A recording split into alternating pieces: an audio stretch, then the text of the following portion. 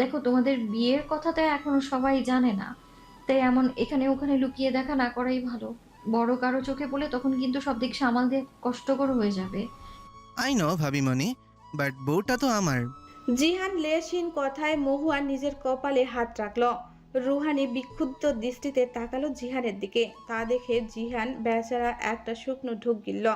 Rouhani দাঁতে দাঁত চেপে মহুয়ার দিকে তাকিয়ে বলল, এই অশুভটাকে বলো আমার থেকে 10 হাত দূরে থাকতে, নাহলে হাত পা ভেঙে তক্তা বানিয়ে দিব ওকে, নির্লজ্জ কোথাকার। এই শাসিয়ে রুহানি হনহন করে হেঁটে চলে গেল লাবণ্যের ঘরে। বেচারা জিহান অসহায় চাহনি তাকিয়ে রইল বউয়ের যাওয়ার পানে। জিহান মুখ ফিরালো, মহুয়ার দিকে তাকিয়ে বেশ অসহায় গলায় বলল, ভাবিমণি, এটা আমার বউ তো, নাকি আসার সময় কারোর সাথে অদল বদল হয়ে গেছে? নিজেই তো তুলে নিয়ে গিয়ে বিয়ে করেছো ওকে, তাহলে এখন আমায় কেন জিজ্ঞেস করছো ছোট ভাইয়া? কথাটা বলে আর উত্তরের আশা করল না মহুয়া। চুপচাপ সেখান থেকে চলে গেল। জিহান একবার মহুয়ার যাওয়ার দিকে তাকালো, অতঃপর পুনরায় লাবণ্যর ঘরের দিকে তাকালো আর নিজেকে নিজে শুকনো কণ্ঠে বলল, মেয়েদের মন বোঝা নয় রে সোজা, এরা হলো সব জিলাপির প্যাচের মতো। মৃদুলা সমীরণে জানালার সাদা পর্দা হালকা দুলছে। পুরো রুম জুড়ে কেমন নীরবতা বিরাজমান। জানালার পাশে বিছানার উপর বসে পরিণীতা উপন্যাসে ডুবে আছেন মৌসুমী বেগম। তার ধ্যান জ্ঞান সব এখন এই বইয়ের মাঝে আবদ্ধ। পুরো দিন দুনিয়া যেন তার কাছে এই মুহূর্তে অদৃশ্য হয়ে গেছে। এই নিয়ে বহুবার তিনি উপন্যাসটি পড়েছেন। যতবারই পড়েছে ততবারই তার কাছে নতুন লেগেছে। বারবার মুগ্ধ হয়েছেন তিনি।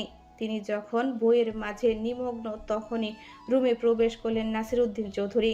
হাতে কালো রঙের ঘড়িটি খুলতে খুলতে বিছানার দিকে চোখ পড়ল তার। তার ব্যক্তিগত রমণী এক ধ্যানে বই পড়ছে। এই দৃশ্য তার কাছে নতুনত্বের কিছুই নয়, কিন্তু তিনি মুগ্ধ হন, বিমোহিত হয়ে যান এই নারীর প্রতি। দেখতে দেখতে জীবনের কতগুলো বছর তিনি এই রমণীর সঙ্গে কাটিয়ে দিলেন। ভাবা যায় এক সময় যেই নারীটিকে তিনি পছন্দ করতেন না, আজ সেই নারী তার মনোহরিণী। শব্দহীন হাসলেন তিনি। সাথীর মৃত্যুর পর যখন তার আর অরণ্যের জীবন মরীচিকায় ডুবে যাচ্ছিল, তখন নতুন করে বাঁচার সংজ্ঞা হয়ে এলেন মৌসুমী। নতুন করে বাঁচার স্বপ্ন দেখালেন।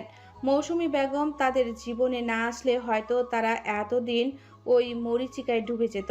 জীবনের অর্থ হয়তো তাদের কাছে শূন্য হয়ে যেত। নাসিরউদ্দিন চৌধুরী ধীর পায়ে এগিয়ে গেলেন বিছানার দিকে। কারো পায়ের শব্দ শ্রবণেন্দ্রে হতেই মৌসুমী বেগম বই থেকে চোখ তুলে তাকালেন। নাসিরউদ্দিন চৌধুরী মৌসুমী বেগমের হাত থেকে বইটি নিয়ে বন্ধ করে দিলেন। তারপর সযত্নে মিনি টেবিলের উপর রেখে পুনরায় দৃষ্টিপাত করলেন মৌসুমী বেগমের পানে। রমণী নিশ্চুপ। নাসিরউদ্দিন নমনীয় স্বরে বললেন, তোমার ছেলেকে দেখলাম আজ ভীষণ ব্যস্ত। ব্যাপার কি বলতো? বাগানের দিকে যেহেতু বারণ করলো। এবার মৌসুমী মৃদু হাসলেন আর বললেন, নিজের মনের কথা বউকে বলতে চায় হয়তো, তাই একটু আয়োজন করছে। বাহ, তাহলে তো বেশ ভালোই। এবার ওদের দুজনের দূরত্ব বুঝে যাবে। হ্যাঁ, তা ভালোই ভালোই হলেই হয়। এরপর মোনালিসার একটা ব্যবস্থা করতে হবে। মোনালিসার নামটা শুনেই নাসিরউদ্দিন চৌধুরী মুখ কালো করে ফেললেন। গ্রামে থাকাকালীন সময়ে মৌসুমী বেগম তাকে সব ঘটনা জানিয়েছে যে রাসেলকে মোনালিসাই সাহায্য করেছে। এরপর থেকে নাসিরউদ্দিন চৌধুরী মোনালিসাকে দু চোখে সহ্য করতে পারে না। গতকাল গাড়িতেও মেয়েটার সঙ্গে কোনো প্রকার কথা বলেনি, যেন গাড়িতে ওর কোনো অস্তিত্বই নেই। নাসিরউদ্দিন চৌধুরী গমরা মুখ করে বললেন, যদি তুমি বাধা না দিতে তাহলে ওর দাদার সঙ্গে যোগাযোগ করে সেই দিনই ওকে কানাডা পাঠানোর ব্যবস্থা করতাম। মৌসুমী বেগম নাসিরউদ্দিন চৌধুরীর কাঁধে হাত রাখলেন আর শান্ত কণ্ঠে বললেন, একটু অপেক্ষা করো, আগে সাহারিয়ারের সামনে ওর সত্যিটা আনতে হবে। দেখো না, ও সাহারিয়ারের সামনে কেমন ভেজা বিড়াল হয়ে থাকে। একবার শুধু সাহারিয়ারের সামনে ওর সত্যিটা আসতে দাও, তারপর সাহারিয়ার নিজেই ওকে বাড়ি থেকে বের করবে। সেই জন্য এখনো শান্ত হয়ে আছি। অসভ্য মেয়ে একটা। শাহরিয়ার আর আরিজের কপালে ওর মতো একটা বন্ধু জুটলো কিভাবে? মৌসুমী বেগম কিঞ্চিত হেসে বললেন, জীবনে এমন দু একটা বিষধর মানুষ থাকে নাসির। বাদ দাও, তুমি গিয়ে ফ্রেশ হয়ে এসো। নাসিরুদ্দিন নিজের মাথা নাড়লেন, চশমা খুলে মিনিট টেবিলে রেখে ওয়াশরুমের দিকে অগ্রসর হলেন। কিন্তু পথেই তিনি নিজের গতি থামিয়ে মৌসুমী বেগমের পানে দৃষ্টিপাত করলেন। পাঞ্জাবির পকেট থেকে একটা কিটক্যাট প্যাকেট বের করে মৌসুমী বেগমের পানে বাড়িয়ে দিলেন। বিমূঢ় চিত্তে রমণী তাকালেন স্বামীর পানে। তা দেখে নাসিরুদ্দিন হাসে আর নরম স্বরে বলেন, তোমার তো পছন্দের, তাই আনলাম। রমণীর মুখখানি কিঞ্চিত লজ্জায় রাঙিয়ে উঠল। তিনি ইতস্তত হয়ে ক্যাডবেরির প্যাকেটখান হাতে নিলেন। নাসিরুদ্দিন একটা প্রশান্তির শ্বাস ছেড়ে ওয়াশরুমের দিকে পুনরায় হাঁটা শুরু করলেন। আর যেতে যেতে তার কৌতুকপূর্ণ কণ্ঠস্বর ভেসে এলো, লজ্জা ফেলে তুমি এখনো সেই 20 বছরের তরুণীর মতো লাগে গিন্নি। এহেন মন্তব্য কর্ণকটে ঝনঝন করে উঠতেই মৌসুমী বেগম আরেক দফা লজ্জায় রাঙিয়ে উঠলেন। লোকটার বয়স হলেও এখনো ঠোঁট কাটা রয়ে গেছে। কথায় কথায় বউকে লজ্জা দেওয়া যার প্রধান কাজ। রজনীর নীরব আবরণে ধীরে ধীরে নিমগ্ন হচ্ছে ধরণী। গগনে বক্ষ জুড়ে বিস্তর নক্ষত্র মেলা যেন নিবিড় সাক্ষী হয়ে দাঁড়িয়ে আছে এক অনিবার্য মুহূর্তের প্রতীক্ষায়। শশীর স্নিগ্ধ চন্দ্রলোক নেমে আসে, আলোকিত করছে প্রাঙ্গণের প্রতিটি কোণ। শীতল সমীরণ পত্র পল্লব ছুঁয়ে যাচ্ছে। মাঝে মাঝে ভেসে আসছে পক্ষী ও রাত পোকাদের শব্দ। চৌধুরী মঞ্জিলের বাগান আজ যেন তার স্বাভাবিক রূপ ছাড়িয়ে অলৌকিকতায় রূপ নিয়েছে। কুসুম কলিটা পটস্ফীত হয়ে ছড়িয়ে দিচ্ছে সুগন্ধিত সুবাস। রজনীগন্ধা আর গোলাপের মাদকতা মিশে এক অদ্ভুত মোহময় আবেশ সৃষ্টি করছে। বর্ণের আলোকমালায় দীপ্তি পুষ্প বীথির সাথে জড়িয়ে পড়ে তৈরি করছে স্বপ্ন নীল আভা। বাগানের মধ্যস্থানে সুদৃশ্য একটি পরিসর সাজানো হয়েছে। পুষ্প বৃষ্টি ঝরানোর মৃদু সবুজ তৃণভূমি, তার মাঝে রক্তিম বর্ণের গোলাপের পাপড়ির দিকে আঁকা হৃদয়কৃতি অলকরণ, যেন অব্যক্ত ভালোবাসার এক দ্বীপ প্রতীক। চারিদিকে ঝুলন্ত আলোকসজ্জা আর ফুলের মালা একে অপরের সাথে মিশে তৈরি হয়েছে অপার্থিক সৌন্দর্য। কোথাও কোথাও ক্ষুদ্র কাচের বাতিতে জ্বলছে নরম আলো, যা পরিবেশটিকে করেছে আরও স্নিগ্ধ ও মোহনীয়। অরণ্য বাগানের প্রান্তে স্থির দৃষ্টিতে দাঁড়িয়ে চারপাশের সজ্জা নীরবভাবে সুসজ্জিত পুষ্পরাজির সমারোহ, রঙিন আলোকমালার মৃদু ঝিলিক আর স্নিগ্ধ সুবাসে ভরা পরিবেশ, সব কিছু যেন আজ এক অনির্বাচনীয় আবেশে আবদ্ধ। তার হৃদয় মন্দিরে দীর্ঘদিন ধরে সযত্নে লালিত গোপনীয় অনুভূতিরা আজ উন্মোচনের দায় প্রান্তে দাঁড়িয়ে আছে। বুকের অন্তরস্থলে জমাট বাঁধা অনুচ্ছ্রিত ভালোবাসা, অপ্রকাশিত আবেগ আর নিঃশব্দ আকাঙ্ক্ষা আজ ভাষা খুঁজে নিতে উদ্গ্রীব। আজকের এই ক্ষণ তার জীবনের এক অনন্য সন্ধিক্ষণ, যেখানে দ্বিধা, সংকোচ আর প্রত্যাশা একসাথে মিশে সৃষ্টি করেছে এক অদ্ভুত কম্পন। তার কাজল কন্যা, যার নয়নের গভীরে সে খুঁজে পায় প্রশান্তির নিবাস, যার হাসিতে গম্ভীর পুরুষ আবিষ্কার করে জীবনের নির্মলতম সুধা। আজ সেই তরুণীকে অরণ্য নিজের অন্তর্কোণের নিবিড়তম ভালোবাসার কথা ব্যক্ত করবে। অরণ্যের দৃষ্টি কখনো স্থির, কখনো অস্থির, যেন প্রতিটি নিঃশ্বাসে সে নিজেকে প্রস্তুত করছে সেই বহুল প্রতীক্ষিত মুহূর্তের জন্য, যখন তার হৃদয়ের নির্ভীত কুঞ্জে লুকিয়ে থাকা প্রেম অবশেষে শব্দের রূপে প্রকাশ পাবে। তন্মধ্যে নিজের পাশে জিহানের উপস্থিতি টের পেল সে। তবে নিজের দৃষ্টি স্থির রাখলো বাগানের দিকে আর শান্ত কণ্ঠে জিজ্ঞেস করল, কেক এসছে? হ্যাঁ, ভাবিমণির প্রিয় chocolate cake with red cherry. Good. বাকি কাজগুলো আমি আর রুহ মিলে করে নিব, তুই গিয়ে রেডি হয়ে আয়। অরণ্য সম্মতি সূচক মাথা নাড়ল, পা বাড়ালো বাড়ির ভেতরে। প্রবেশ পথেই সম্মুখীন হলো লাবণ্যের সঙ্গে, যার হাতে কয়েকটি মোমবাতি আর একটা দেশলাইট। অরণ্য তাকে দেখে জিজ্ঞেস করল, তোকে যে কাজটা দিয়েছে তা করেছিস তো? লাবণ্য একটা উজ্জ্বল হাসি দিয়ে বলল, একদম। এবার শুধু আমার ভাইয়া ভাবির মিলনের পালা। ভাইয়া শোন না, বল। একটু রোমান্টিকভাবে প্রপোজ করিস কেমন?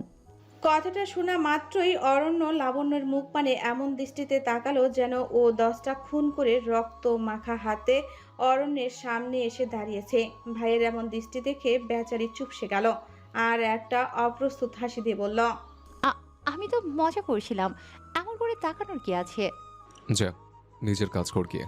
ভাইয়ের ধমকে আর 1 সেকেন্ডের জন্য লাবণ্য সেখানে দাঁড়ালো না, দৌড় লাগালো বাগানের দিকে। অরণ্য চলে গেল আরিজের রুমে। অরণ্য মহুয়াকে একটা বাহানা দিয়ে বলেছে তার কিছু জরুরি কাজ আছে, ফিরতে দেরি হতে পারে।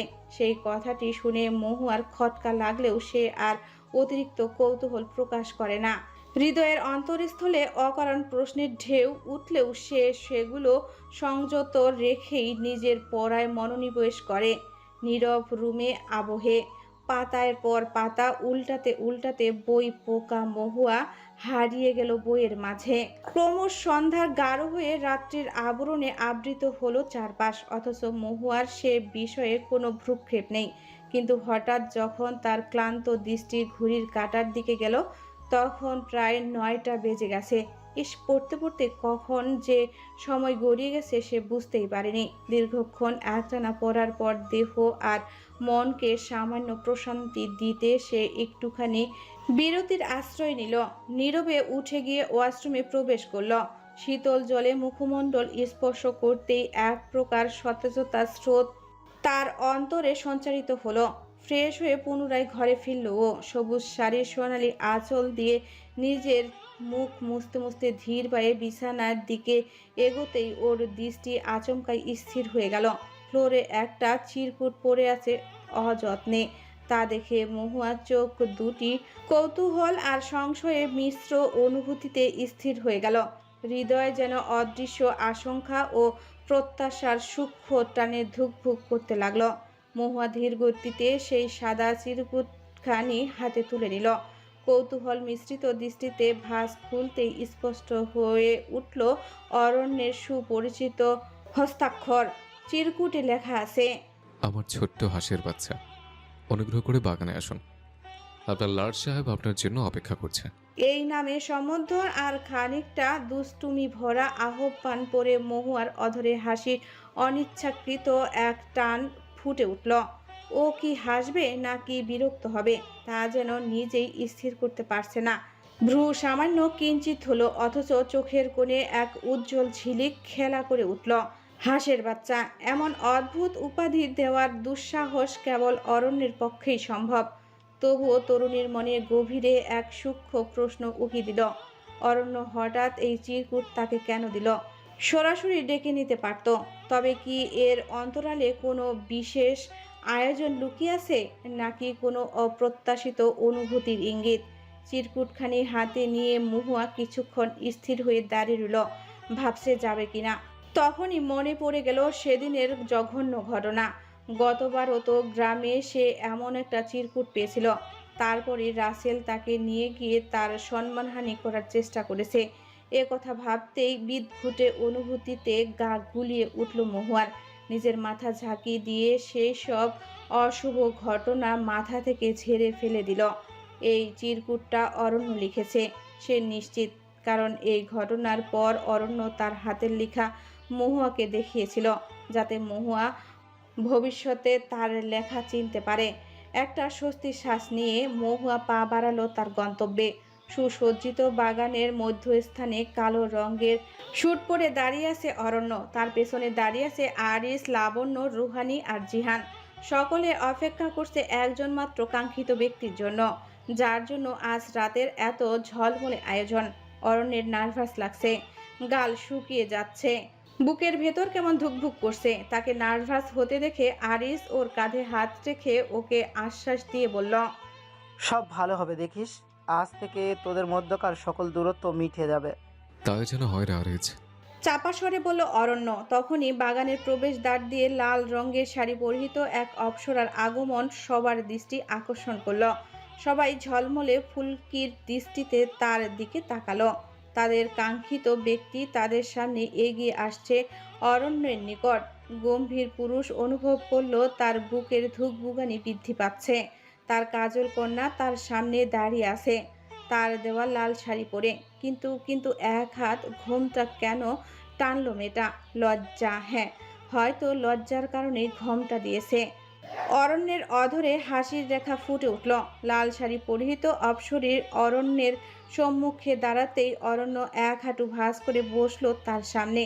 নিজের পকেট থেকে একটা নীল রঙের বক্স বের করলো। বক্সটি খুলতেই ভেতরে আবিষ্কার করলো একটি হীরার আংটি। অরণ্য একবার তাকালো তার ভাই বোনদের দিকে। ওরা অরণ্যকে চোখের ইশারায় আশ্বস্ত করলো। অরণ্য বুক ফুলিয়ে একটা শ্বাস ছাড়ল, অতঃপর কিঞ্চিত উদ্গৃত কণ্ঠে বলতে শুরু করলো। আমি জানি না কিভাবে নিজের অনুভূতির বহিঃপ্রকাশ করতে হয়, তবে দেশে ফিরে তোমায় প্রথম দেখায় আমার এই দৃঢ় হৃদয়ের অন্তঃস্থলে তোমার জন্য এক অটুট স্থান নির্ধারিত হয়ে গেছে। আমি তোমায় ভালোবাসি কাজল কন্যা। ঠিক সেই মুহূর্তেই বাগানের প্রবেশদ্বারের দিক থেকে ভেসে এলো একটা ভঙ্গুর শিহরণ জাগানো ডাক। অরণ্য। অরণ্য সহ উপস্থিত সকলেই চমকে উঠে তৎক্ষণাৎ দৃষ্টি ফেরালো সেই অভিমুখে। পর মুহূর্তেই তাদের মুখবয়ে স্পষ্ট হয়ে উঠল বিস্ময়। সবাই কিংকর্তব্য বিমুখ হয়ে নিস্তব্ধ হয়ে গেল। ওখানে দাঁড়িয়ে আছে মহুয়া, ওর অববয় ক্লান্ত, দৃষ্টি বিষণ্ণ। সবাই একবার মহুয়ার দিকে তাকাচ্ছে তো আরেকবার নিজেদের সামনে দাঁড়িয়ে থাকা ঘোমটার আড়ালের মেয়েটির দিকে তাকাচ্ছে। যদি এখানে মহুয়া দাঁড়িয়ে থাকে তবে তাদের সামনে কে দাঁড়িয়ে আছে? অরণ্য বিমূঢ় কণ্ঠে আওয়াজ করল, মহুয়া, এটা তুমিই তো? অরণ্য সামনে দাঁড়িয়ে থাকা মেয়েটির দিক থেকে নিজের দৃষ্টি সরিয়ে মহুয়ার দিকে এগিয়ে গেল। এদিকে অরণ্যের কণ্ঠে অন্য কারো প্রতি ভালোবাসার স্বীকারোক্তি শুনে মহুয়ার অন্তর যেন মুহূর্তে বিদীর্ণ হয়ে গেল। যে হৃদয়ে সে নিঃশব্দে অগোচরে অরণ্যের জন্য এক কোমল আসন গড়ে তুলেছিল, সেই হৃদয়টাই আচানক ভেঙে টুকরো টুকরো হয়ে গেল। তার ভেতরে এক অদ্ভুত শূন্যতার জন্ম নিল, যেন সমস্ত অনুভূতি হঠাৎ করেই দিকভ্রান্ত হয়ে গেছে। মনের গভীরে প্রশ্নের ঢেউ একের পর এক আছড়ে পড়তে লাগলো। তবে কি সে এতদিন ভুল বুঝেছিল? অরণ্যের সেই দৃষ্টি, সেই যত্ন, সেই নীরব সান্নিধ্য সবই কি তবে মিথ্যা ছিল? নিজের অজান্তেই গড়ে তোলা স্বপ্নগুলো একে একে ভেঙে পড়তে লাগলো। অভিমান, কষ্টের এক তীব্র মিশ্র অনুভূতি গ্রাস করল ওকে। সে চিৎকার করতে চাইল, প্রশ্ন করতে চাইল, কিন্তু কণ্ঠ যেন রুদ্ধ হয়ে এলো। চোখের কোণে জমে উঠল অশ্রুর বিন্দুগুলো। তরুণী দমিয়ে রাখার বৃথা চেষ্টা করলো, কিন্তু পারল না।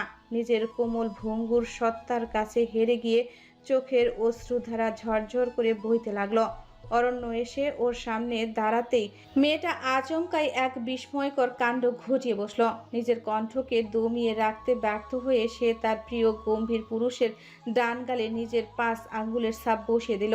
যদিও তার কোমল হাতের থাপ্পড় খুব বেশি জোরে ছিল না, তবুও ওর প্রভাব অরণ্যের হৃদয়ের দাগ কেটে দিল। গন্ডগোল হয়ে গেছে, মস্ত বড় গন্ডগোল। অরণ্য থাপ্পড়ের কারণে রাগ দেখালো না মহুয়াকে, বরং নিজের কোমল স্পর্শে ছুঁতে চাইল মহুয়ার মুখমণ্ডল। কিন্তু মেয়েটা 2 কদম পিছিয়ে গেল আর ভগ্ন কণ্ঠে চেঁচিয়ে উঠল, মিথ্যে, মিথ্যে, সব মিথ্যে। আমার প্রতি আপনার যত্ন নেওয়া, ভালোবাসা তৈরি হওয়া সব মিথ্যে ছিল। আমার সাথে এমনটা না করলেও পারতেন অরণ্য। আমি শ্যামলা, আমায় ভালো লাগে না বলে দিলেই পারতেন। এভাবে কেন ঠকালেন আমায়? তরুণীর অভিমানী অভিযোগে কেঁপে উঠল গম্ভীর পুরুষের বক্ষপিঞ্জর। তার অন্তর্কোণে যেন রক্তক্ষরণ শুরু হলো। না চাইতেও নেত্রদয় অশ্রুসিক্ত হয়ে উঠল। অরণ্য কাতর কণ্ঠে আওড়ালো, এটা সত্যি নয় মহুয়া, তুমি ভুল বুঝছো। প্লিজ আমার কথাটা একবার শোনো। কি শুনবো? নিজের চোখে দেখা জিনিসকে মিথ্যে বলে উড়িয়ে দেব? আপনি খুব খারাপ, খুব খুব খুব খারাপ। আপনি যান, আপনি আপনার প্রেমিকার কাছে যান, গিয়ে যত খুশি প্রেম নিবেদন করুন, যান। চেঁচিয়ে কথাগুলো বলে মহুয়া সেখানে আর এক মুহূর্ত দাঁড়ালো না, ছুটে সেখান থেকে প্রস্থান করলো। অরণ্য ব্যথিত হৃদয় নিয়ে 2 কদম সামনে এগিয়ে থেমে গেল। চোখ জোড়া আচমকাই রক্তবর্ণ ধারণ করলো, চোয়াল শক্ত হয়ে এলো তার। পেছনে ঘুরে এগিয়ে গেল সেই বহুরূপীর দিকে। তার সামনে গিয়ে দাঁড়ালো অরণ্য। তার নেত্র বেয়ে যেন উত্তপ্ত অগ্নিশিখা নির্গত হচ্ছে। অরণ্য একটানে বহুরূপীর মুখের ঘোমটা সরিয়ে ফেলল। সঙ্গে সঙ্গে আরিস, লাবণ্য, রুহানি আর জিহান একসঙ্গে চেঁচিয়ে উঠল, লিসা।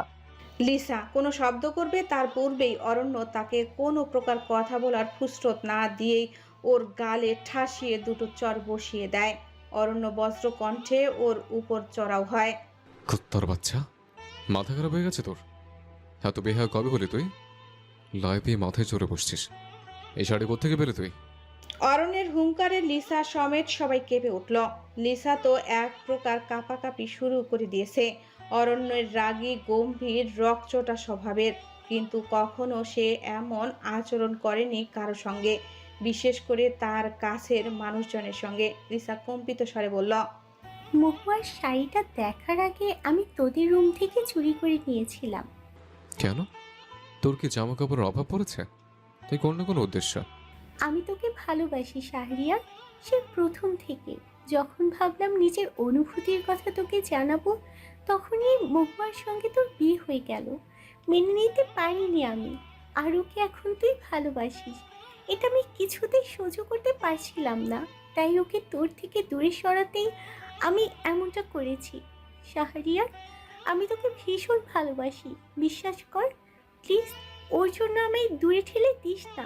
আমি মোনালিসা নিজের পুরো কথা সম্পূর্ণ করার পূর্বেই অরণ্য ওর গালে পুনরায় সজোরে আরেকটা চর বসিয়ে দিল। থাপ্পড়খানা এতটাই জোরে ছিল যে মোনালিসা তাল সামলাতে না পেরে মাটিতে পড়ে যায়। তার ঠোঁটের কণ গড়িয়ে রক্তের একটা রেখা বেয়ে পড়ে।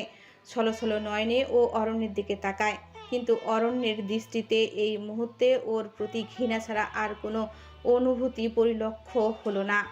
অরণ্য ঘৃণা মিশ্রিত কণ্ঠে বলে, বন্ধু ভাবতাম তোকে, কিন্তু তুই তো পিঠে ছুরি মারলি রে। আমার কাছ থেকে আমার মহুয়াকে আলাদা করার জন্য কত সুন্দর আয়োজন করলে। তোমার মতো বন্ধু যেন আমার শত্রুরা না হয়। তোর থেকে তো শত্রু হাজার গুণে ভালো। মহুয়ার মন আজ চূর্ণ বিপর্যস্ত ধ্বংস স্তূপে পরিণত এক অন্তজগৎ। যেন হঠাৎ কোনো অদৃশ্য প্রলয় তার ভেতরের সমস্ত স্বপ্ন, সমস্ত বিশ্বাস ভেঙে গুড়িয়ে গেছে। বুকের ভেতরটা ফাঁকা, শূন্য, অথচ সেই শূন্যতার মধ্যে কেমন এক অসহনীয় ভাব, যা তাকে নিঃশ্বাস নিতেও দিচ্ছে না ঠিক মতো।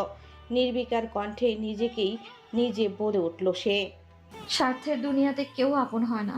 সবাই শুধুমাত্র নিজের স্বার্থ হাসিলের জন্যই আমার মতো বোকা মানুষদের পুতুলের মতো ব্যবহার করে, আর সময় ফুরিয়ে এলে তুচ্ছভাবে ছুঁড়ে ফেলে দেয় অযত্নে।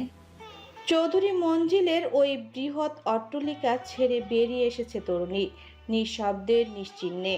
তার পদচারণের কোনো শব্দ নেই, কোনো তাড়াহুড়া নেই, শুধু আছে এক নিস্তেজ গতি, যেন ও নিজের অস্তিত্বটাকে সে কোনো মতে টেনে নিয়ে চলছে। মহুয়ার পরনে তার সবুজ শাড়ি, শ্যামল প্রকৃতির মতো কোমল সেই রং, সোনালি আঁচলটি মলিন হয়ে আছে, ঠিক ওর মনটার অবস্থার মতোই। মাথায় এলোমেলোভাবে কোনো রকমে একটা কালো ওড়না পেঁচিয়ে রেখেছে। ও কাউকে কিছু না জানিয়ে, কারো অনুমতি না নিয়ে, কোনো ব্যাখ্যা না দিয়ে বেরিয়ে এসেছে ও বাড়ি থেকে। কারণ ব্যাখ্যা দেওয়ার মতো শক্তি এখন ওর মাঝে বিদ্যমান নেই। রাস্তার ধারে থামা একটি সিএনজিতে উঠে বসলো তরুণী।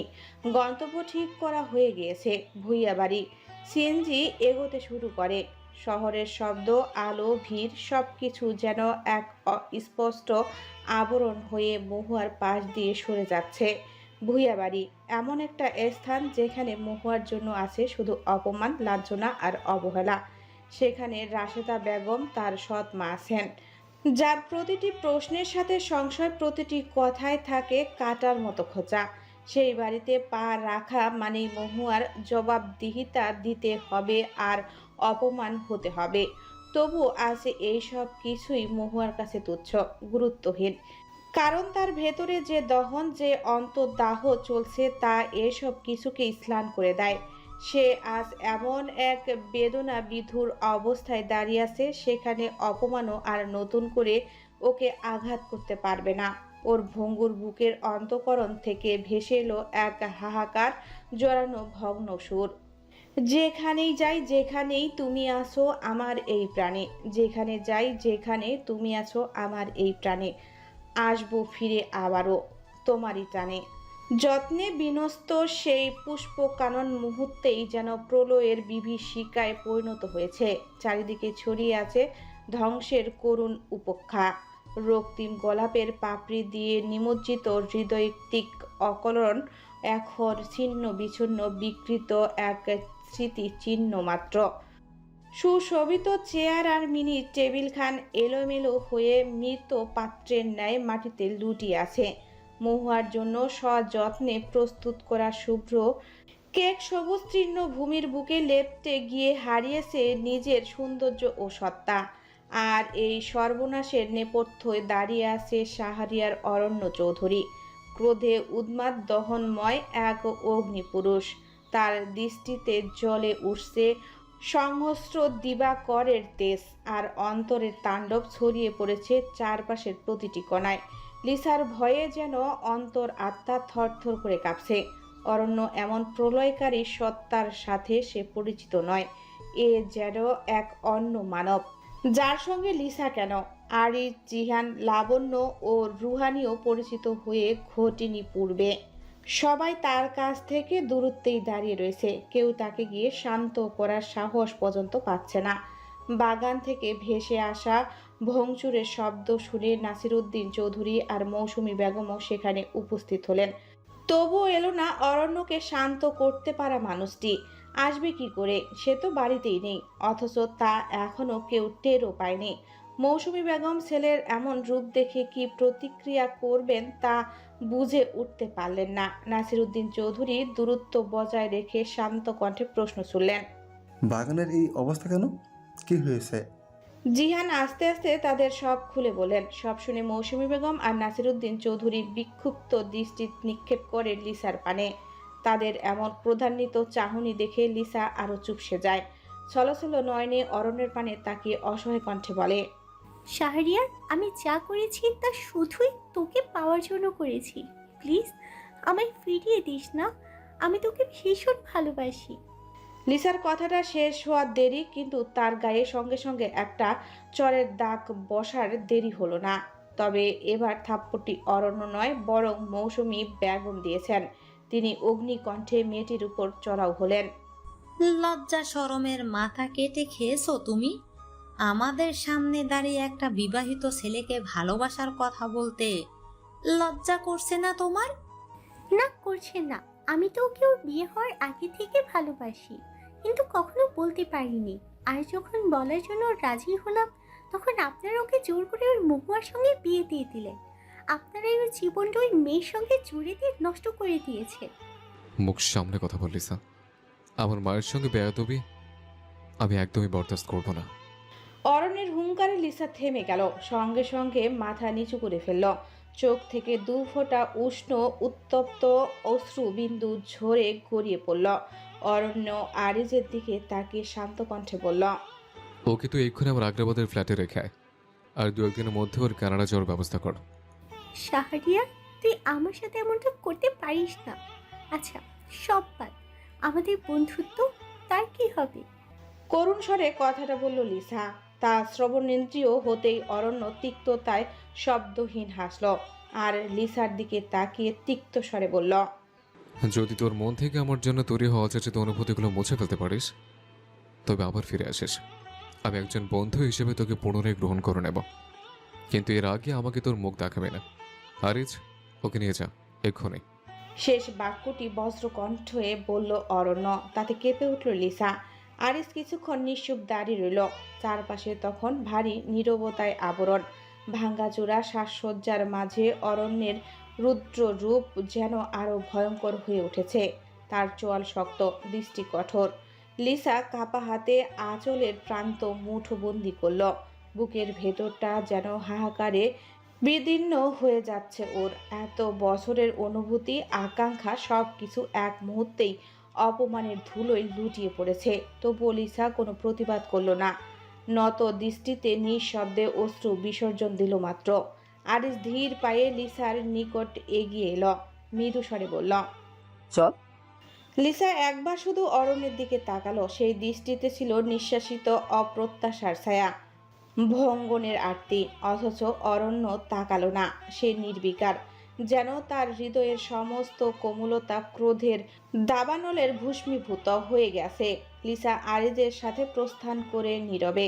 সিএনজি এসে থামলো ভুইয়া বাড়ির নিকট। মহুয়া ভাড়া পরিশোধ করে গাড়ি থেকে নামলো। অবচেতন মন নিয়ে চোখ তুলে তাকালো পুরো বাড়িখানের দিকে। রাতের আবছা আধারে বাড়িকে যেন আরো বেশি জীর্ণ, আরো বেশি রহস্যময় লাগছে। সময়ের খেয়ে বিবর্ণ হয়ে যাওয়া পুরনো বাড়িটা মাথা উঁচু করে দাঁড়িয়ে আছে। দেওয়ালের চুমকাম বহু আগেই খসে পড়েছে। কোথাও কোথাও শ্যাওলা সবুজ আস্তরণ জমে বাড়িটাকে দিয়েছে এক বিষণ্ণ স্যাঁতসেঁতে আবহ। নিচতলার এক পাশের বারান্দায় ঘুণে ধরা কাঠের রেলিংগুলো বাতাসে কিঞ্চিত শব্দ তুলে কেঁপে উঠছে। চতুর্ভুজ আকৃতির পুরনো জানালাগুলোর কপাট আধখোলা। এতদিন পর বাড়িতে এসে মহুয়ার বুকের ভেতরটা হু হু করে উঠল। এই বাড়ির প্রতিটি ইট, প্রতিটি করিডোর, প্রতিটি নিঃশব্দ কোণ যেন তার অতীতের অসংখ্য স্মৃতিকে একে একে জাগিয়ে তুলছে। সুখের ক্ষণগুলো ক্ষণিক জোনাকির আলোর মতো স্মৃতির আকাশে জ্বলে উঠছে, আবার নিভেও যাচ্ছে। আর দুঃখগুলো, সেগুলো যেন বুকের গভীরে জমাট বাঁধা কৃষ্ণ মেঘ, যা আজও তার হৃদয়কে ভারাক্রান্ত করে রেখেছে। তার টলমল করা চোখ জোড়া ধীরে ধীরে সিক্ত হয়ে উঠল। নিজের হৃদয়ের যন্ত্রণাগুলোকে একটা লম্বা শ্বাস ছেড়ে উড়িয়ে দিল মেহু। নিজেকে শক্ত করে ধীর পায়ে বাড়ির দরজার সম্মুখে গিয়ে দাঁড়ালো মহুয়া। দরজার পাশে থাকা কলিং বেল দুবার বেল বাজাতেই ভেতর থেকে ক্যাট ক্যাট শব্দ। দরজা খুলল যারা। নিজের সামনে সৎ বোনকে দেখে বিমর্ষিত হয়ে গেল যারা। দু কদম পিছিয়ে গিয়ে নিজের চোখ মুছল। না, সে ভুল দেখছে না, এটা মহুয়া। হতবিলম্ব হয়ে যারা আওয়াজ করল, মেহু তুই? মহুয়া একদম স্বাভাবিক কণ্ঠে জবাব দিল, হ্যাঁ আমি, কেন আসতে পারি না? এটা তো আমারই বাড়ি। যারা কিছু বলতে পারলো না, আর না মহুয়া তার কথা শোনার অপেক্ষা করলো। যারাকে পাশ কাটিয়ে বাড়ির ভিতরে প্রবেশ করলো।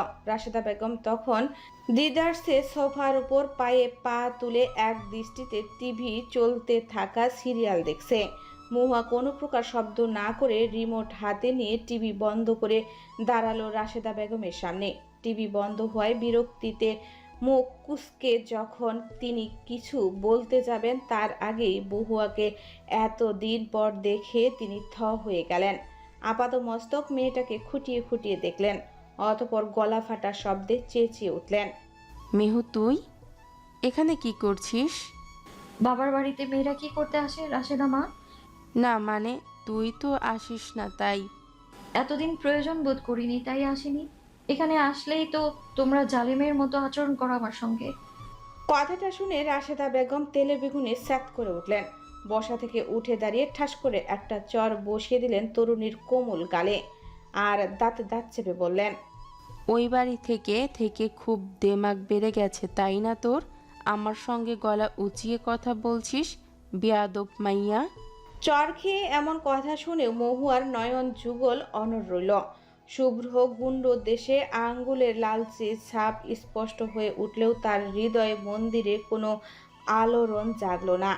অপমানের দহন, অবজ্ঞার কণ্টক আর তুচ্ছ তাচ্ছিল্যর বিষাক্ত ধোঁয়া বহু আগেই তার অনুভূতিগুলোকে ভস্মীভূত করেছে, যার কারণে রাশেদা বেগমের কর্কশ বাক্য কিংবা সপাট করাঘাত কিছুই আর তরুণীকে বিদীর্ণ করতে পারল না। বরং মেয়েটা নরম স্বরে বলল, অনেকদিন পর তোমার হাতের ছোঁয়া অনুভব করলাম মা। ভালোবেসে নাই বা ছুলে, কিন্তু তোমার এই ঘৃণা ভরা ছোঁয়াও আমার কাছে অনেক মূল্যবান। মহুয়ার কাছ থেকে এমন কথা রাশেদা বেগম আশা করেনি, তাই তিনি বেশ অপ্রস্তুত হয়ে পড়লেন। বুকের ভেতর অনেকগুলো বছর পর কেমন একটা মোচড় অনুভব করলেন তিনি, তবে তা বেশিক্ষণ স্থায়ী হলো না। মহুয়ার কথায় যারার মুখ বিরক্তিতে কুঁচকে উঠল। সে খেক খেক গলায় বলল, আদিক্ষেতা দেখে আর বাঁচি না। ওসব তোমার মন ভোলানোর জন্য বলছে আম্মু। মহুয়া একবার তাকালো সৎ বোনের দিকে, কয়েক সেকেন্ড চুপ থেকে আচমকাই বলে উঠল, মা না থাকার যন্ত্রণা একদিন তুমিও অনুভব করবে আপু। মায়ের অভাব একদিন তুমিও বুঝবে। ভুলে যেও না রাশেদা, মায়ের আয়ু দিন দিন কমে আসছে। এই একটি তিক্ত বাক্য মহুয়া ওদের মা মেয়ের মুখের উপর ছুরি দিয়ে সিঁড়ি দিয়ে উঠে চলে ছাদে। তার চিলেকোঠার ঘরে চলে গেল, যেখানে সে সব সময় থাকতো। রাশেদা বেগম আর যারা হতবুদ্ধ হয়ে শুধু ওর যাওয়ার পানি চেয়ে রইল। যারা হতবাক কণ্ঠে বলল, ও এটা কি বলে গেল আম্মু? ওই বেয়াদবকে তো আমি আগামীকাল দেখে নিব। ফুসতে ফুসতে কথাটি বললেন রাশেদা বেগম। অরণ্য পুরো চৌধুরী মঞ্জিল তন্ন তন্ন করে খুঁজেছে মহুয়াকে। একটি বারের জন্য কোনো স্থান বাদ রাখেনি সে। কাঠের দরজাগুলো একের পর এক ঠেলে খুলেছে, শূন্য কক্ষগুলোর নিস্তব্ধতা কানে নিয়ে শুনেছে, তবুও কথাও নেই তার কাজল কন্যা। যেন পুরো বাড়িটা হঠাৎ করেই প্রাণহীন ধূসর এক ধ্বংসাশেষ পরিণত হয়েছে। সিঁড়ি বেয়ে উপরে উঠতে উঠতে অরণ্যের মনে হচ্ছিল প্রতিটি ধাপ তার বক্ষ পিঞ্জরে আরও ভারী পাথর চাপিয়ে দিচ্ছে। দেওয়ালে ঝুলে থাকা পুরনো ঘড়ির টিকটিক শব্দ পর্যন্ত আজ তাকে বিদ্রুপ করছে। বাতাসে মহুয়ার চেনা গন্ধটুকু যেন বিলীন হয়ে গেছে। চারপাশে কেবল এক অদ্ভুত শুনশান নৈশব্দ। মহুয়া, অরণ্য কাপা কণ্ঠে নামটা উচ্চারণ করতেই তার নিজের স্বরই ফিরে এলো প্রতিধ্বনি হয়ে। অরণ্যের অন্তর্কণ হু হু করে উঠল। মনে হচ্ছে কেউ যেন তার বুকের মাঝখানটা নিষ্ঠুরভাবে মোচড়ে ধরেছে। শ্বাস প্রশ্বাস ক্রমশ ভারী হয়ে আসছে তার। বক্ষ গহ্বর জুড়ে জমাট বাঁধছে এক অদৃশ্য যন্ত্রণা। এত বড় বাড়িটা হঠাৎ করে অসহ্য রকম ফাঁকা মনে হচ্ছে তার কাছে। তার কাজল কন্যা কি তবে অভিমান করেছে? ভুল বুঝেছে তাকে? সমস্ত অভিমান বুকে চেপে নিঃশব্দে চলে গেছে দূরে। এই ভাবনাটুকু অরণ্যের শিরায় শিরায় আতঙ্ক ছড়িয়ে দিয়েছে। সেই উন্মাদের মতো আবারও নিজেদের ঘরের দিকে ছুটে গেল।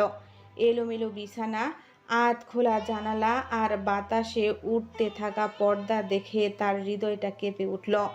অরণ্যের দৃষ্টিপাত ঝাপসা হয়ে এলো।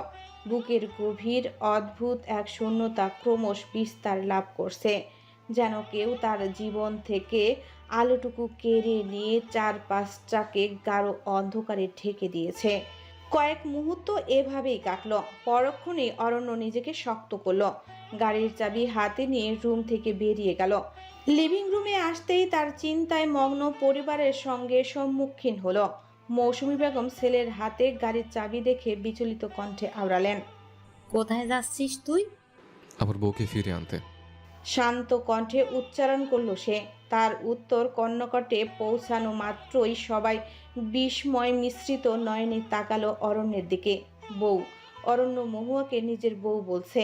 এই মুহূর্তে সবাই কি প্রতিক্রিয়া করবে তা বুঝতে পারছে না। নাসিরুদ্দিন চৌধুরী নিজেকে ঈষৎ ধাতস্থ করে ছেলেকে জিজ্ঞেস করলেন, ও কোথায় গেছে তা তো আমরা কেউ জানি না, ওর ফোনও বন্ধ। অরণ্য বাবার দিকে তাকালো আর শান্ত স্বরে বলল, ভুইয়া বাড়িতে গেছে। জিহান ভ্রু কুঁচকে আওড়ালো, তুই কিভাবে জানলি? এছাড়া ওর আর যাওয়ার কোনো জায়গা নেই। এখন আমার রাস্তা থেকে সর, আমি ও বাড়িতে যেতে হবে। আরিস সামনে এগিয়ে এসে বলল, আমি যাবে তোর সাথে। তার প্রয়োজন নেই এখন। মৌসুমী বেগম নিজেকে স্থির করে বললেন, এত রাতে ওখানে যাওয়া কি ঠিক হবে? লোকে কি বলবে? মায়ের কথায় অরণ্য তার দিকে তীক্ষ্ণ দৃষ্টি নিক্ষেপ করল আর খড়খড়ে গলায় শক্ত কণ্ঠে বলল, তুমি কবে থেকে লোকের কথা ধরা শুরু করলে আম্মু? আর লোকে কি বললো তাতে আমার কিচ্ছু যায় আসে না। আমার বউ আমায় ভুল বুঝে অভিমান করে চলে গেছে। এই মুহূর্তে তাকে ফিরিয়ে আনা ছাড়া আমার কাছে আর কোনো কিছু গুরুত্বপূর্ণ নয়। এই বলে অরণ্য বাড়ি থেকে বেরিয়ে গেল। গাড়িতে উঠে দ্রুত গাড়ি স্টার্ট দিল। গন্তব্য ভুইয়া বাড়ি। তার কাজল কন্যাকে ফিরিয়ে আনতে সে শ্বশুর বাড়িতে যাচ্ছে। অরণ্য তীব্র গতিতে গাড়ি স্টার্টিং আঁকড়ে ধরেছে। রাতের নিস্তব্ধ পথরেখা চিরে হেডলাইটের শুভ্র আলো দীর্ঘ ফালার মতো বিছিয়ে পড়ছে কৃষ্ণাপ রাজপথের বুকে। দুপাশে বক্ষরাজি দ্রুত পিছু হাঁটছে। দূর আকাশে চাঁদের ক্ষীণ জ্যোৎস্না ছড়িয়ে আছে, অথচ অরণ্যের অন্তর্কোণে যেন কোনো আলোর রেখাই অবশিষ্ট নেই। তার ভেতরটা ক্রমাগত হাহাকার করে উঠছে। স্টার্টিংয়ের ধরা আঙ্গুলগুলো শক্ত হয়ে আসছে। চোয়াল কঠিন, অথচ হৃৎপিণ্ডের প্রতিটি হৃৎস্পন্দন কেবল একটাই নাম প্রতিধ্বনিত হচ্ছে, মহুয়া, তার কাজল কন্যা। গাড়ির জানালার বাইরে শীতল বাতাস ছুটে যাচ্ছে, কিন্তু অরণ্যের দেহ মনে যেন দাউ দাউ করে দাবানল জ্বলছে। বারবার তার মনে পড়ছে মহুয়ার অভিমান ভরা মুখশ্রী, নত আক্ষি পল্লব আর নিঃশব্দে কষ্টগুলো। সে কি খুব বেশি আঘাত করে ফেলেছে তাকে? ভুল বোঝাবুঝির বিষাক্ত কাঁটা কি এতটাই গভীরে বিধ্বস্ত হয়েছে যে মহুয়া তাকে ছেড়ে চলে যেতে বাধ্য হয়েছে, কিন্তু এখানে তো তার কোনো দোষ ছিল না। সে তো মহুয়ার সঙ্গে নতুন শুরুর সূচনা করতে যাচ্ছিল। তাহলে কেন হলো তাদের সঙ্গে এমন? অরণ্যের বক্ষ গহ্বর মোচড় দিয়ে উঠল। পৃথিবীর সমস্ত কোলাহল যেন তার কাছে অর্থহীন লাগছে। এই মুহূর্তে তার সমস্ত অস্তিত্ব জুড়ে শুধু একটাই আকুতি, তার কাজল কন্যাকে লাগবে। যে কোনোভাবেই হোক মহুয়াকে সে ফিরিয়ে আনবে। একটা দীর্ঘশ্বাস ছেড়ে অরণ্য বিষণ্ণতা কণ্ঠে গুনগুন করে উঠল। ভালো আর লাগে না এত কেন মায়া, যত কাছে আমি লাগে শুধু সান্ত্বনা। অবুঝ ভালোবাসা জানিয়ে নয় খেলা, তবু এ মনে হয় ছাড়া তোমায় বাঁচব না। তুমি যদি আমাকে কাছে এসে ভালোবাসো, কি জানি হয় হৃদয়ে, কি করে তোমায় বোঝাবো। ভালো আর লাগে না এত কেন মায়া, যত কাছে আমি লাগে শুধু সান্ত্বনা। অবুঝ ভালোবাসা জানিয়ে নয় খেলা, তবু এ মনে হয় ছাড়া তোমায় বাঁচব না। ভুইয়া বাড়ির সামনে এসে অরণ্য গাড়ি ব্রেক কষল। দ্রুত গাড়ি থেকে নেমে ধপধপ পা ফেলে এগিয়ে গেল বাড়ির নিকট। দরজার সামনে গিয়ে একের পর এক ডোর বেল বাজাতে শুরু করলো। বেশ কয়েকবার বেল বাজানোর পর রাশেদা বেগম ভেতর থেকে দরজা খুললেন। বিরক্তি মাখা মুখ নিয়ে অকথ্য ভাষায় গালি দিতে গিয়েও থেমে গেলেন। চোখ জোড়া তার ছানাবড়া হয়ে গেল। তিনি তোতলিয়ে বলে উঠলেন, অরণ্য বাবা, তুমি এত রাতে? অরণ্য তার প্রশ্ন সম্পূর্ণ উপেক্ষা করে অস্থির কণ্ঠে ঝেড়া করল। আমার বউ কোথায়? রাশেদা বেগম থ হয়ে দাঁড়িয়ে আছেন ছেলেটার দিকে। অরণ্য চুল উস্কো খুস্কো, কপালে বিন্দু বিন্দু ঘামের ফোঁটা, শরীরের শিরা উপশিরাগুলো ফুলে উঠেছে। দেখে মনে হচ্ছে হন্তদন্ত হয়ে ছেলেটা ছুটে এসেছে। তিনি বললেন, ও তো উপরের ঘরে ঘুমোচ্ছে। অরণ্য আর কিছু শোনার প্রয়োজন বোধ করলেন না। দ্রুত পায়ে হেঁটে সিঁড়ি বেয়ে ছাদে উঠে গেল। চিলেকোঠার ঘরের দরজা খানা আধ খোলা। অরণ্য শব্দহীন পায়ে প্রবেশ করলেন ঘরে। দেখল মেয়েটা বিছানার একপাশে বসে আছে। মেয়েটাকে দেখেই মনে হচ্ছে ভীষণ কেঁদেছে। অরণ্যের বুক কেঁপে উঠল। সে ক্লান্ত এলোমেলো স্বরে আওড়ালো, মহুয়া। মহুয়া চমকে উঠল। অপ্রস্তুত হয়ে দরজার দিকে তাকালো। মেয়েটার কালো নয়নজোড়া লালচে বর্ণ ধারণ করেছে কান্নার ফলে। সে হতবিলম্ব হয়ে পড়ল। অরণ্য এখানে আসবে তা সে কল্পনাও করেনি। তরুণী ভঙ্গুর গলায় আওয়াজ করল, আপনি কেন এসেছেন এখানে? নৈশন্যকালের পিনপিনে সমীরণ ঘরে প্রবেশ করতেই চিলেকোঠার ক্ষুদ্র ঘর অদৃশ্য শীতলতায় ছেয়ে উঠল। জ্যোৎস্নার মোহনীয় উজ্জ্বল কিরণ জানালা দিয়ে ঘরে প্রবেশ করতেই সেই আলোর উপচে পড়া কন্দনরত তরুণীর কৃষ্ণ বর্ণের মুখশ্রীতে বিরহ দহনে ভারাক্রান্ত স্তূপ হৃদয় নিয়ে হাঁটু জড়িয়ে বিছানায় বসে আছে তরুণী। এমন প্রহরে হঠাৎই গম্ভীর পুরুষের অপ্রত্যাশিত আগমনের বিমুগ্ধ হলো তরুণীর কালো নয়ন। প্রশ্ন ছুড়ে নড়ে চড়ে বসল সে। বলুন, আপনি কেন এসেছেন এখানে? দরজার চৌকাঠ ঘেঁষে দাঁড়িয়ে আছে অরণ্য। দীপ্ত গহ্বর মুখশ্রীখানি আজ বিষণ্ণতায় ধূসর আবরণে ঢাকা। নেত্রযুগলে নিদ্রাহীন ক্লান্তির ছাপ। তারই ফাঁকে ফাঁকে দাউ দাউ করে জ্বলছে অস্ত্রতা আর অব্যক্ত আকুতি। এলোমেলো কেশরাশি যেন তার অন্তর্গত অশান্তির প্রতিচ্ছবি।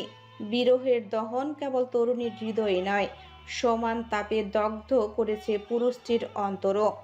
অরণ্য ধীর নিঃশব্দ পদক্ষেপে শয্যার এক প্রান্তে উপবিষ্ট তরুণীর দিকে অগ্রসর হতেই কিশোরীটি অবাক সংখ্যায় কিঞ্চিত ছিটিয়ে উঠল। যেন পুরুষটির আকস্মিক সান্নিধ্য তার অন্তর্গত সমস্ত অভিমান, সংকোচ আর অব্যক্ত বেদনাকে এক নিমিষে আলোড়িত করে তুলেছে। সে তড়িঘড়ি করে আঁচলের প্রান্তখানি মুঠোবন্দি করল। কাজল ঘন কন্দনরত নেত্র যুগলে ভেসে উঠল বিমর্ষ মিশ্রিত অস্বস্তি, আর অধরদ্বয় কেঁপে উঠল ক্ষীণ কম্পনে। অরণ্যের প্রতিটি পদক্ষেপের সাথে তরুণীর বক্ষ গহ্বরে যেন অদ্ভুত এক আলোড়ন জেগে উঠেছিল। ভীতি, অভিমান, ভালোবাসা আর অজানা সংশয়ের মিলেমিশে তার কোমল সত্তা আরও সুকঞ্চিত হয়ে এলো, অথচ দৃষ্টি ফিরিয়েও নিতে পারল না সে। বিমূঢ় নয়নে কেবল চেয়ে রইল সম্মুখে দাঁড়িয়ে থাকা বিষণ্ণ পুরুষটির পানে। অরণ্য এসে তরুণীর সামনে দাঁড়িয়ে এলোমেলো কাতর কণ্ঠে শুধালো, কেন চলে এলে তুমি? এটাই তো আপনি চেয়েছিলেন। বিধ্বস্ত স্বরে জবাব দিল তরুণী। তাতে অরণ্য তিক্ত হাসল। অপ্রস্তুত হয়ে পড়ল তরুণী। লোকটা অমন হাসছে কেন? কিছু তো ভুল কিছু বলেনি। অরণ্য হাঁটু মুড়ে মহুয়ার সামনে বসল। তরুণীর বিমূঢ় চিত্তে চেয়ে আছে পুরুষটির পানে।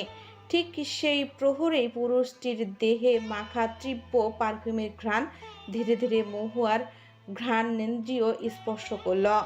পরিচিত সেই সুবাসে তরুণীর অন্তর্কণ অদ্ভুত আলোড়নে কেঁপে উঠল। তরুণীর বক্ষ গহ্বরে সুপ্ত বিরহ ব্যথা পুনরায় জাগ্রত হয়ে ধুকপুক ধুকপুক করতে লাগলো। অরণ্য ভগ্ন স্বরে আওয়াজ করল, হে ছিলে তুমি আমায় মহুয়া?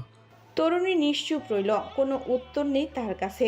অরণ্য নিজের হাত এগিয়ে নিয়ে স্পর্শ করল তরুণীর কোমল হাত। মহুয়া চেয়েও নিজের হাতখানা সরিয়ে নিতে ব্যর্থ হলো। টলমল দৃষ্টিতে তাকিয়ে রইল পুরুষটির পানে। অরণ্য অস্থির স্বরে বলে উঠল, জানো কতটা ভয় পেয়ে গেছিলাম? এক মুহূর্তের জন্য আমার দম বন্ধ হয়ে আসছিল, মনে হচ্ছিল তুমি হারিয়ে ফেলেছে। কেন চলে এলে এমন করে? একবার আমার সাথে কথা বলার প্রয়োজনে বোধ করলে না? একবার কি সত্য মিথ্যা যাচাই করার ইচ্ছে হলো না তোমার? প্রশ্নগুলো মহুয়ার আত্মা স্পর্শ করলো। সে ভগ্ন স্বরে বলল, আপনি তো ওই মেয়েটাকে। আমার তো চিরকুটটা পেয়েছিলে? হ্যাঁ। তাহলে আমার কেন বিশ্বাস করলে না? যখন আমি চিরকুটটা তোমায় দিয়েছিলাম তখন আমি কেন অন্য কাউকে প্রপোজ করতে যাব বলো? মহুয়া নিজেও এবার ভাবনায় পড়ে গেল। আসলেই তো অরণ্য যে চিরকুটটা লিখেছিল তাতে তো এটা স্পর্শ অরণ্য ওকেই বাগানে ডেকেছিল, আর সব আয়োজন ওকে ঘিরেই ছিল। তাহলে সেই তৃতীয় নারীটি কে ছিল?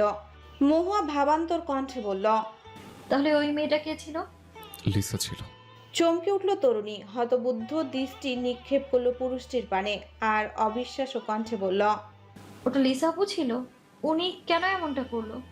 অরণ্য একটা তপ্ত শ্বাস ত্যাগ করলো আর তিক্ত কণ্ঠে বলল, আমাদের দুজনকে আলাদা করতে চেয়েছিল। ও আমায় ভালোবাসে, বাট আই এম নট।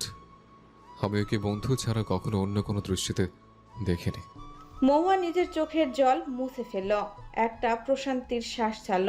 যাক, ওর অরণ্য অন্য কাউকে ভালোবাসে না, এই ভেবে ওর সুপ্ত হৃদয়ে আনন্দের ঝড় উঠল। মহুয়া অরণ্যের দিকে তাকে জিজ্ঞেস করল, তাহলে আপনি কাকে ভালোবাসেন? প্রশ্নটা শুনে গম্ভীর পুরুষ এবার ঈষৎ বিরক্ত হলো। মেয়েটা কি বোকা? এত কিছুর পরও কি সে বুঝতে পারছে না অরণ্য কাকে ভালোবাসে? একটা ঢোক গিলে অরণ্য নিজের বিরক্তি শুষে নিল আর নিজের বাদামি চোখ জোড়া রাখলো তার কাজল কন্যার কালো নয়নের মাঝে। দুজনার নয়নেতে নয়ন নিবদ্ধ হলো। অরণ্য উদ্গলিত কণ্ঠে বলল, যদি বলি তোমাকে? অরণ্যের কণ্ঠে উচ্চারিত বাক্যটি যেন মহুয়ার কর্ণকুহরে নয়, সরাসরি হৃৎপিণ্ডে এসে আঘাত হানল।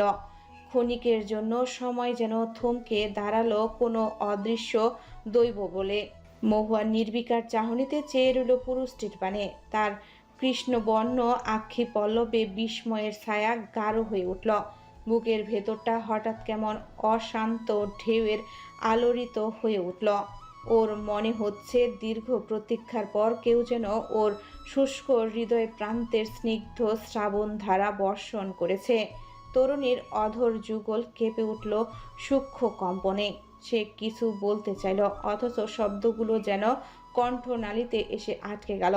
মহুয়ার মনে হচ্ছিল এ কি সত্যি বাস্তব, যে পুরুষটাকে সে এতদিন দুর্বাধ্য, কঠোর আর অনুভূতিহীন ভেবেছে সেই মানুষটার হৃদয়ের গভীরতম স্থানে নাকি তারই বসতি। এই ভেবেই তরুণীর বুকের অন্তরস্থলে জমে থাকা অভিমানগুলো ধীরে ধীরে যেন গলতে শুরু করলো হিমশৈলের ন্যায়। মহুয়া অন্যমনস্ক ভঙ্গিতে নিজের শাড়ির আঁচল মুঠোবন্দি করল। তার গালদয় রক্তিম আভায় রঞ্জিত হয়ে উঠেছে। হৃৎস্পন্দনের অস্বাভাবিক দ্রুততায় ছুটতে লাগলো।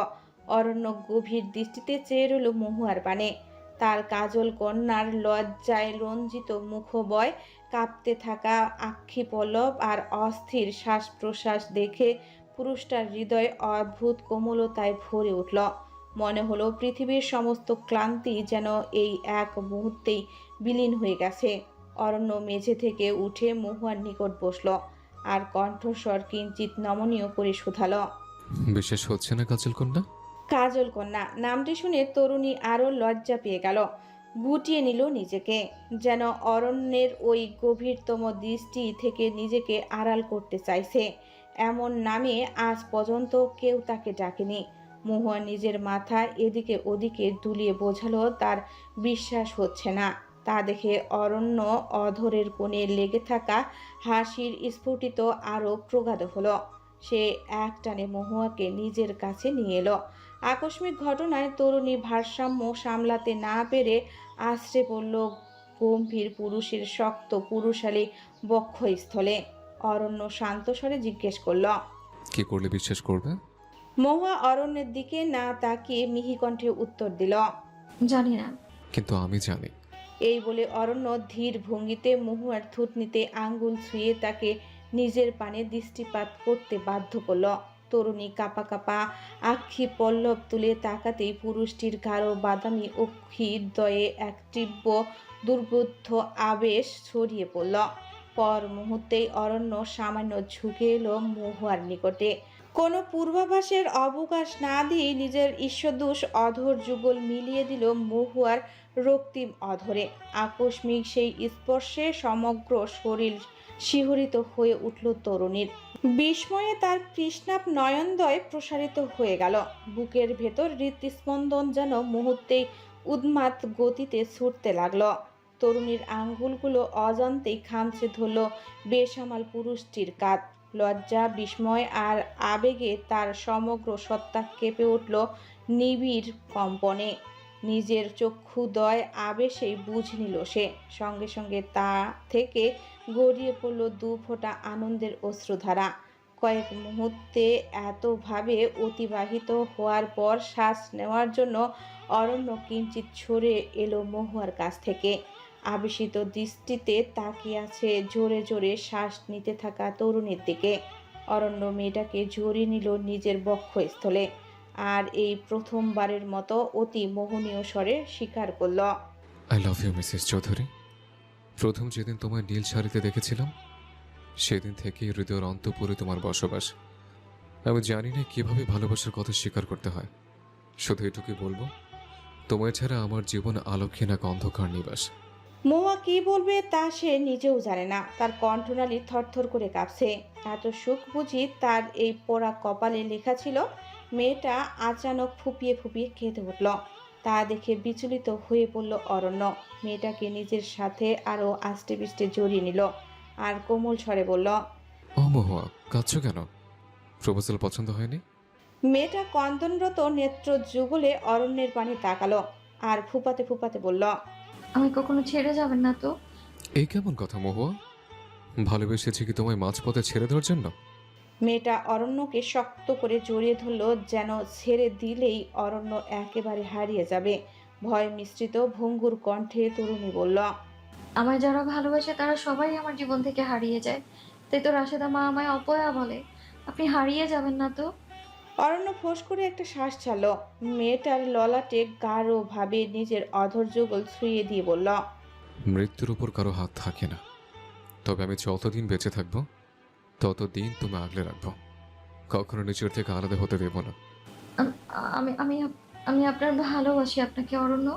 মহুয়া কাপা কণ্ঠে উচ্চারিত ভালোবাসার স্বীকারোক্তি শ্রবণেন্দ্রিয় হতেই অরণ্যের সমস্ত অস্তিত্ব যেন নিস্তব্ধ বিস্ময়ে আচ্ছন্ন হয়ে গেল। বহুদিন ধরে অন্তরের অতল গহ্বরে লুকিয়ে রাখা আশঙ্কা যেন এক নিমিষেই বাস্তবতার স্পর্শ পেল। তার বুকের ভেতর অদ্ভুত এক প্রশান্তির ঢেউ বয়ে গেল।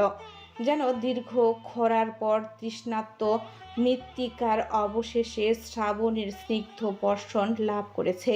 গম্ভীর পুরুষটির কঠোর মুখবয়ে তখন কোমল আবেশের ছায়া স্পষ্ট। বাদামি অক্ষিদ্বয় নিবদ্ধ রইল তার কাজল কন্যার পানে। সেই দৃষ্টিতে ছিল গভীর মুগ্ধতা আর আপন করে পাওয়ার পরম তৃপ্তি। অরণ্যের অধর প্রান্তে ধীরে ধীরে ফুটে উঠল এক প্রশান্ত তৃপ্ত হাসি। প্রহরে কেটে গেল ঈষৎ। মহুয়ার কান্না থেমেছে অবশেষে। মান অভিমানের অধ্যায়ের সমাপ্তি ঘটিয়ে দুজন নতুন শুরুর সূচনা করতে উদ্যুক্ত হলো। তার আগে অরণ্য মহুয়া সহ গিয়ে ফ্রেশ হয়ে এলো। ফ্রেশ হয়ে অরণ্য মহুয়ার হাত ধরে চিলেকোঠার ক্ষুদ্র ঘর থেকে বেরিয়ে এলো খোলা ছাদে। রজনী তখন গভীরতম প্রহর স্পর্শ করছে। চারপাশে জনান্য কোলাহল, ব্যস্ততার শব্দ কিংবা জীবনের চাঞ্চল্য সবই যেন বহু দূরে বিলীন হয়ে গেছে এক অদৃশ্য শূন্যতায়। উদ্যক্ত আকাশে জ্বলজ্বল করছে অসংখ্য নক্ষত্ররাজি। শশাঙ্কের কোমল রূপালী আভা ছাদ জুড়ে ছড়িয়ে পড়ে সৃষ্টি করেছে এক অপার্থিব স্বপ্ননীল দীপ্তি। শীতল সমীরণ ধীরে ধীরে ছুঁয়ে যাচ্ছে শরীর ও মন। অরণ্য মহুয়া বেশ কিছুক্ষণ নিশ্চুপ হয়ে দাঁড়িয়ে চেয়ে রইল আকাশপানে। অতঃপর নীরবতা বিচ্ছিন্ন করে সে শান্ত ভঙ্গিতে আওয়াজ করল, নতুন সূচনার আগে আমাদের কিছু বোঝাপড়া করে নেওয়া দরকার মহুয়া। অরণ্যের কথার অর্থ বুঝতে পারল না তরুণী, তাই বিব্রতকর কণ্ঠে জিজ্ঞেস করল, কিসের বোঝাপড়া? অরণ্য একটা লম্বা শ্বাস ছাড়ল, তারপর বলল, আমাদের দুজনের মধ্যে যাতে আর কোনো তৃতীয় ঝামেলা তৈরি করতে না পারে। আচ্ছা। তুমি আমার কাছ থেকে কোনো কিছু লুকাবে না, আমিও লুকাবো না। আচ্ছা। গুড। নেক্সট, কেউ কিছু বললে বা আমাদের সম্পর্ক নিয়ে কোনো প্রশ্ন তুললে তুমি তার প্রতিবাদ করবে। নয়, হ্যাঁ। শোনো মহুয়া, সব মানুষ একরকম না। কেউ যেমন আমাদের ভালো চায়, ঠিক তেমনি কেউ কেউ আবার আমাদের খারাপও চায়। তাই তোমাকে প্রতিবাদ করতে হবে। মহুয়া শুধু নিজের মাথা দুলালো, তারপর মিহি স্বরে বলল, আমারও একটা কথা আছে। বলে ফেলো। আপনি আমার কথায় রাগ দেখাতে পারবেন না। ঠোঁট উল্টে কথাটি বলল তরুণী। ওর কথায় অরণ্য থতমত খেয়ে গেল। মেয়েটার কথায় সে হাসবে না কাঁদবে বুঝে উঠতে পারল না। অতঃপর ওকে নিজের কাছে টেনে আনলো আর নরম স্বরে বলল, ঠিক আছে, আমি তোমার রাগ দেখাবো না, বকাও দেবো না, কিন্তু আমার রাগ উঠলে তখন আমি কি করব মিসেস চৌধুরী? অরণ্যের প্রশ্নেই তরুণী ভাবনায় পড়ে গেল। ভাবান্তর দৃষ্টিতে তাকালো পুরুষটির পানে, তারপর একটা মিষ্টি হাসি দিয়ে বলল, আপনি বকা দেওয়া ছাড়া যা ইচ্ছে তাই করতে পারবেন। মহুয়ার উত্তরে অরণ্য কিছু মুহূর্ত নিশ্চুপ রইল। পরক্ষণেই তার অধর কোণে কুটিল হাসির রেখা স্পষ্ট হলো। সে মহুয়ার চুলে হাত বুলিয়ে দিয়ে বলল, তুমি নিশ্চিত তো? একদম। মহুয়া সরল মনে উত্তর দিল। তা দেখে অরণ্যের হাসি আরো গাঢ় হয়ে উঠল আর গভীর গলায় বলল, পরে পস্তাবে না তো? নিশ্চয়ই আপনি পস্তানোর মতো কিছু করবেন না। এত বিশ্বাস আমার উপর কবে হলো তোমার? আজকে থেকে। মেয়েটার সরল উত্তরে অরণ্য কিঞ্চিত শব্দ করে হাসল। অতঃপর ওর ললাটে একটা চুমু দিয়ে বলল, সম্পর্কে বিশ্বাসের ভরসা এই দুটো খুব ইম্পর্ট্যান্ট। বিশ্বাসের ভরসা ছাড়া সম্পর্কে টিকে থাকে ভীষণ কঠিন। আমি করি তো আপনাকে বিশ্বাস, আর কখনো আপনাকে অবিশ্বাস করব না। মনে থাকে জানো। জি লাট সাহেব। কথাটি বলেই মহুয়া খিলখিল করে হেসে উঠল। অরণ্য মন্ত্রমুগ্ধের ন্যায় মেয়েটার সেই হাসির পানে চেয়ে এক দৃষ্টিতে তাকিয়ে রইল। এর আগে মহুয়াকে সে কখনো এত খুশি, এত আনন্দিত হতে দেখেনি। নিশ্চুপ ভঙ্গিতে দাঁড়িয়ে থেকে মেয়েটার হাসি উপভোগ করল। প্রত্যুষের প্রথম আলো ধীরে ধীরে ছড়িয়ে পড়ছে পুরনো মহল্লা অলিগলি জুড়ে। পূর্বাকাশে সূর্যদেবের কোমল রক্তিম আভা ক্রমশ উজ্জ্বল হয়ে উঠছে, আর সেই আলো এসে স্পর্শ করছে সময়ের ভারে জীর্ণ দালানগুলোর বিবর্ণ প্রাচীরে। মহুয়াদের বাড়িটা দাঁড়িয়ে আছে সেই নিরিবিলি এলাকার মাঝখানে। বাড়ি থেকে কিছুটা দূরে বিস্তর বৃহৎ মাঠটা প্রত্যুষের আলোয় ধীরে ধীরে প্রাণ ফিরে পাচ্ছে যেন। সবুজ তৃণরাজির উপর দিয়ে মৃদুমন্দ সমীরণ বয়ে যাচ্ছে, যার ফলে ঘাসগুলো তরঙ্গের ন্যায় দুলে উঠছে। মাঠের একপাশে পুরনো বট, কদম আর কৃষ্ণচূড়ার মস্ত দেহি গাছ অনড়ভাবে দাঁড়িয়ে আছে। দূরে কোথাও থেকে ভেসে আসছে পাখিদের করতান। দিবাকরের তীর্যক রোশনি জানালা ভেদ করে সুশ্রী মুখের উপর আশ্রে পড়তে মহুয়া সজাগ হলো। হালকা নড়াচড়া করে পিটপিট করে নিজের অক্ষিদয় খুলল তরুণী। রাতে অরণ্যের বুকে মাথা রেখে শোয়ার পর কখন যে চোখ লেগে এসেছিল তা তরুণী বুঝতেই পারেনি। ধীরে ধীরে অরণ্যের বুক থেকে মাথা তুলতে গেলে ঘুমন্ত অরণ্য আরও শক্ত করে তরুণীকে নিজের বক্ষে জড়িয়ে নিল আর ঘুমো ঘুমো গলায় কর্কশ কণ্ঠে বলল,